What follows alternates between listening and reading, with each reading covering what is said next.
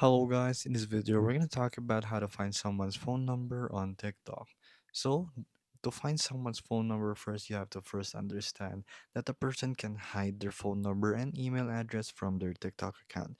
If they choose to keep it private, you will not be able to find it anymore. But some accounts do provide it. So when you open TikTok right here, and as you can see, we're in the profile that we want to check out. So when you scroll to their profile and basically you will see that they have a link. So it's either going to say phone number, email, or Instagram or Facebook.